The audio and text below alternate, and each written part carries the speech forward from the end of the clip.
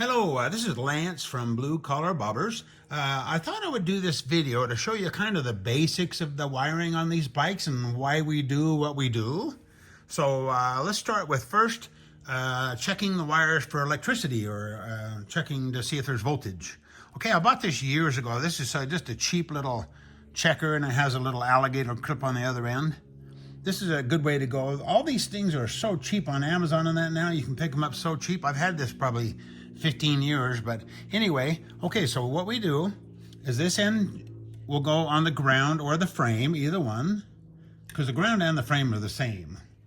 Okay, I'm going to turn the key on. Now I want to check these wires to see if there's electricity in them. Okay, obviously this is the brake light. That shouldn't have any electricity in it.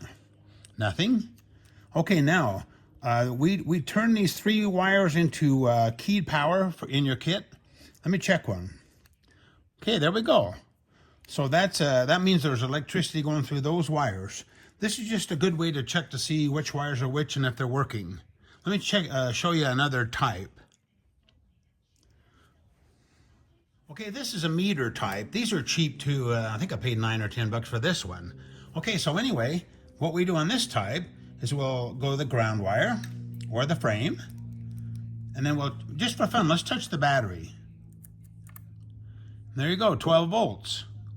Now we'll check that red wire. And there it is, 12 volts. So either way, these are both just good ways to check to see which wires have which electricity going through them.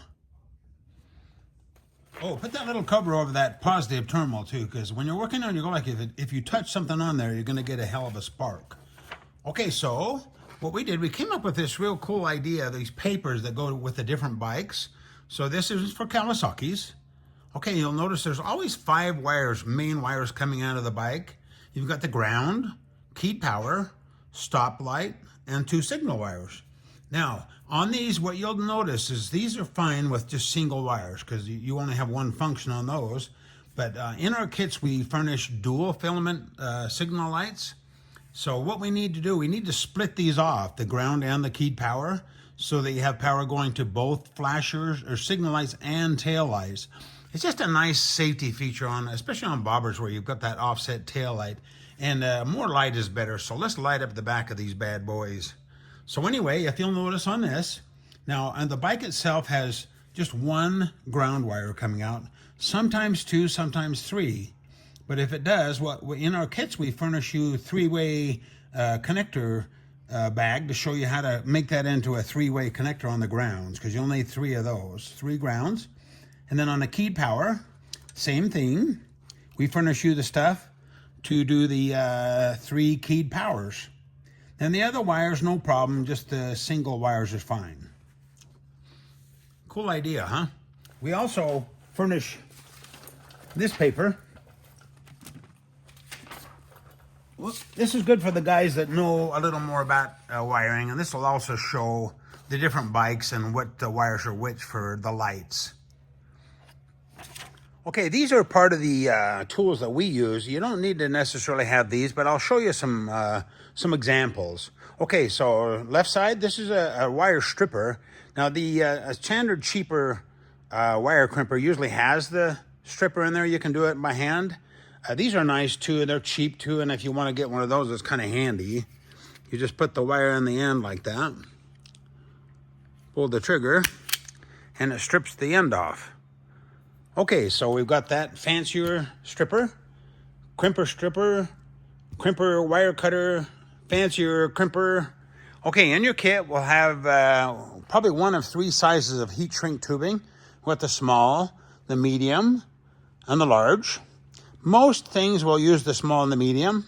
And then also in your kit, you'll probably have a large butt splicer, smaller, and then a female and male connectors. This goes into there.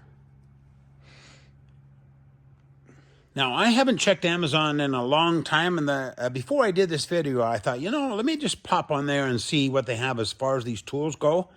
And what I found was really cool and cheap was it was a combination wire crimper similar to this that had removable jaws and everything. Then it also had a built-in heat gun. You'll need a heat gun too. The old guys use a cigarette lighter, but you know, gosh, the heat gun's nice, a lot safer. So there again, all this stuff's getting cheaper and more available, which makes it a lot easier for the do-it-yourself guys like us. I just butt spliced these two white wires together with just a cheap crimper. And then after I got finished, I put the heat shrink over the outside and I heated it up. You can tell on this heat shrink, it has adhesive in it. So you can see the adhesive kind of oozing out the ends. So whatever you do, make sure you put the heat shrink on before you crimp everything, because once you get everything crimped, sometimes you can't get the heat shrink on there. Cool. Okay, let me show you how easy it is to make the three-way connectors. Okay, what I've done is I've just cut about 3-inch pieces of wire. I've stripped the ends. Now what you do, you just hold those together and make sure they're kind of about the same length there. Kind of hard for me to do this and film at the same time. What I do is I just twist those with my fingers. Twist them really good because you want to get that nice and tight. Then take your larger butt splice that we give you in the kit. Slide that over the end. Like that. Give them a good crimp. Take the single wire. Stick it in that end. And crimp it.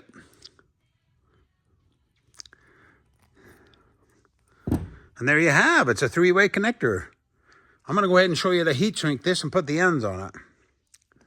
Now I've put a nice piece of heat shrink over the connector first, and then give it a nice shrink. You'll see it there again, you'll see the adhesive coming out. So that's nice, it's all insulated and ready to go. Give it a good tug. The nice thing about this insulated heat shrink is it'll make up for some of the crimpers that aren't really the best. Okay, then on the ends, what I did, I used 3 different crimping tools that we had. There's one with a barb, one with a kind of a square barb, and then the fancier one that has the kind of the two squeeze things on it. Whatever you do on these, give it a real good tug. Make sure that they're tight, because you don't want these coming loose later on for sure. And then what I did on this end is I went ahead and put the small butt splicer on there. So it's ready to fasten to the wires. Now, what you may want to do is go ahead and slide this piece of heat shrink on ahead of time and just lay it aside, because you'll need that heat shrink on there before you connect this to the wires. So that's just a good reminder to make sure that's on there before you do the crimp on this one. Okay, just a quick note on the male connectors. What I would do is I stripped a little extra of the wire off this just to show you. So when you insert that into the connector, the nice thing about these, you can actually see the wire inside there. See it in that little opening? So make sure that wire, you see it in there before you give it the crimp. And then it's nice on these barb type crimpers, make sure the barb is on the bottom side of this opening. That way you're not kind of splitting that connector, because there's a crease in it there. So I'm gonna give it a little crimp here. It's a nice crimp, nice and tight. And the barb crimper is on the bottom, opposite the little window. Makes a nice tight crimp. One of these days we may switch over to these newer style connectors that have the built-in heat shrink. For now, I've tried a few of these, but it takes a lot of heat on these, and sometimes you can't see the wires in there very well, but they're getting better all the time. And one last note on these, when we're plugging in all these wires, you can plug them in just a little ways to test things first. Like I like to plug them in just gently to make sure they're all connected properly. And then once you get everything, hooked up the way it works, everything works great, then go ahead and just push that in there hard. You can actually feel it kind of pop in there. And that way you got a nice connection there.